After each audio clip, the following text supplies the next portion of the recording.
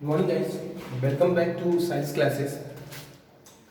Today we will discuss about respiration. What is respiration, type of respiration, and the difference between the aerobic and anaerobic respiration. So let's start the respiration. Respiration क्या होता है? तो all living things या all living beings require oxygen to obtain energy from the food. सभी जो जीवित क्या होते हैं, लिविंग बींग्स होते हैं, उनको ऑक्सीजन की रिक्वायरमेंट होती है एनर्जी को प्राप्त करने के लिए। भोजन से एनर्जी को प्राप्त करने के लिए ऑक्सीजन की रिक्वायरमेंट होती है। And this oxygen react with the food specially glucose and burn them slowly to form energy.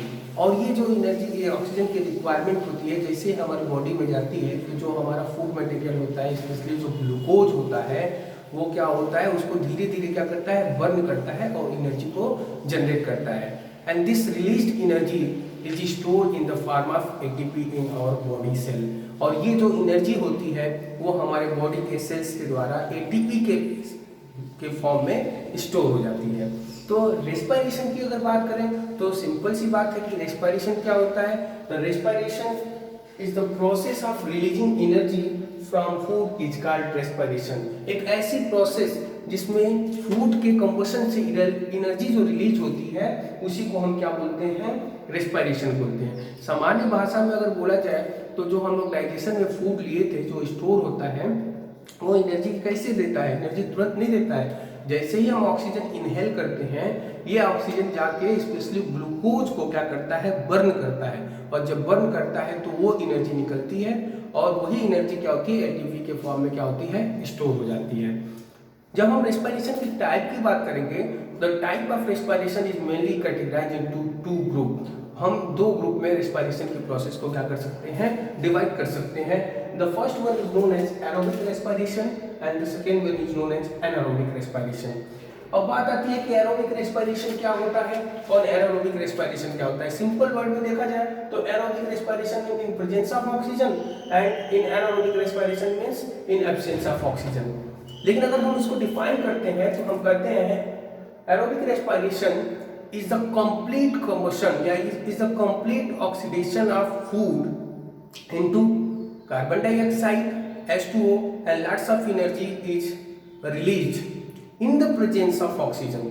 कहने का मतलब है कि एरोबिक रेस्पिरेशन एक ऐसा रेस्पिरेशन होता है जो ऑक्सीजन की प्रेजेंस में होता है और उसमें कंप्लीट क्या होता है, ऑक्सीडेशन होता है फूड का, जिसके रिजल्ट में हमें क्या होता है, कार्बन डाइऑक्साइड मिलता है और H2O मिलता है, साथ ही साथ एनर्जी भी क्या होती है, रिलीज होती है।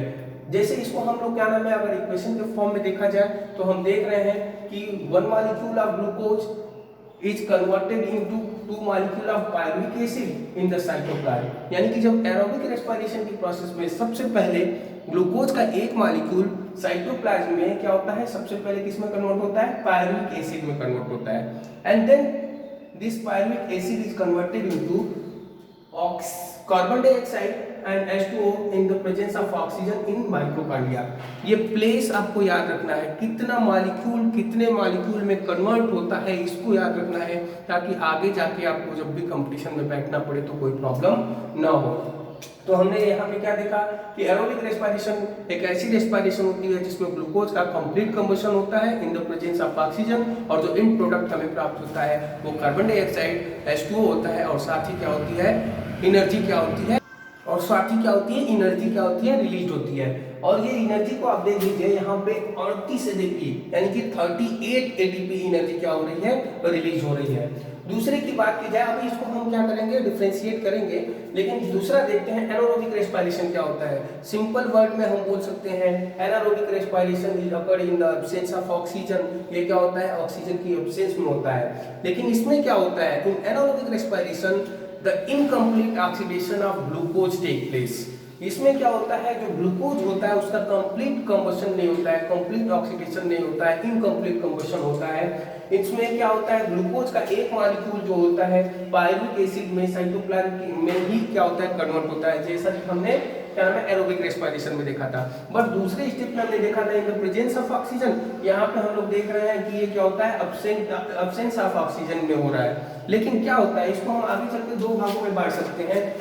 when the anaerobic respiration occur in its क्या होता है माइक्रो ऑर्गेनिज्म होता है, अगर इसमें होता है तो ये क्या होता है कन्वर्ट होता है इथेनॉल में, और क्या होती है कार्बन डाइऑक्साइड रिलीज होती है और 2 एटीपी की एनर्जी क्या होती है रिलीज होती है, जो कि बहुत ही कम होती है एरोबिक रेस्पिरेशन से। उसमें 38 एटीपी एनर्जी क्या होती थी रिलीज होती थी, और यहाँ पे केवल 2 ATP energy 2 molecule of ATP release.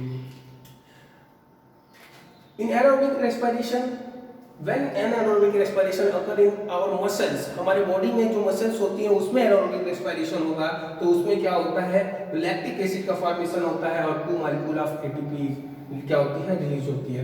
इस प्रकार हम देखें कि रेस्पिरेशन की प्रोसेस में क्या होता है release of energy from food होता है, इसका कंबशन होता है। तो 2 टाइप होते हैं इसके, क्या होते हैं 2 टाइप में, एरोबिक प्रेजेंस में होता है, याद रखना है इसमें ग्लूकोज का एक मॉलिक्यूल जो कंप्लीट क्या होगा इसका ऑक्सीडेशन होगा तो कार्बन डाइऑक्साइड और प्लस क्या होंगे H2O रिलीज होगा और 38 एटीपी एनर्जी क्या होगी रिलीज होगी। एनारोबिक रेस्पिरेशन में in the absence of oxygen होगा, और इसमें 2 पार्ट्स में बांट सकते हैं। अगर ये ईस्ट की प्रेजेंस में होता है तो इसमें इथेनॉल का फॉर्मेशन होता है और only 2 molecule of energy is released, and when it is occur in the muscles of our body then it form the lactic acid and 2 molecule of ATP energy is released.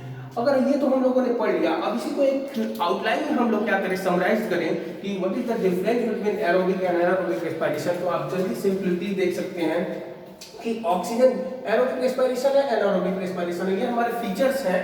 ये feature अगर हमें देखा जाए तो oxygen is required, पूछ रहे हैं कि ऑक्सीजन की रिक्वायरमेंट किसमें होती है किसमें नहीं होती। तो आप जानते हो एरोबिक रेस्पिरेशन में ऑक्सीजन की रिक्वायरमेंट होती है और एनारोबिक रेस्पिरेशन में ऑक्सीजन की रिक्वायरमेंट नहीं होती है। अकर्सिंग यानी कि ये कहाँ होगा, तो आपने देखा है कि एरोबिक रेस्पिरेशन कहाँ हो रहा है साइटोप्लाज्म में हो रहा है और माइटोकॉन्ड्रिया में हो रहा है। तो आपने दिखाया कि एरोबिक रेस्पिरेशन साइटोप्लाज्म और माइटोकॉन्ड्रिया में होता है, लेकिन एनारोबिक रेस्पिरेशन में आपने देखा है साइटोप्लाज्म में होता है परंतु यहाँ पे माइटोकॉन्ड्रिया नहीं है, इसलिए आपने क्या लिखा है ओनली साइटोप्लाज्म। ब्रेकडाउन की बात की जाए कि किसमें ब्रेकडाउन होता है, तो आपने एरोबिक रेस्पिरेशन में आपने दिखा है कि 1 molecule is break down into the 6 molecule of carbon dioxide and H2O and energy is release. तो आपने CO2 और H2O को दिखाया है, लेकिन एनारोबिक रेस्पिरेशन में यहाँ पे क्या होता है अलग अलग प्रोडक्ट बनते हैं। तो आपने दिखाया है CO2 इथेनॉल और लैक्टिक एसिड यहाँ का फॉर्मेशन होता है। एनर्जी की बात की जाए कितनी एनर्जी रिलीज होती है, तो there are lots of energy, near about 38 ATP is released from the aerobic respiration while only 2 ATP energy is released from the anaerobic respiration। आपने ये देखा, इसलिए आप इस पे क्या नाम है इसको ध्यान से देखिए और जो भी प्रॉब्लम्स हो उसको कमेंट बॉक्स में भेज दीजिएगा। अगला जो टॉपिक कल का होगा उसमें ये रहेगा कि प्लांट में रेस्पिरेशन कैसे होता है, एनिमल्स में रेस्पिरेशन कैसे होता है और ह्यूमन बींग्स में रेस्पिरेशन की क्या प्रोसेस होती है, जो आगे के लेक्चर में हम देखेंगे। Thank you.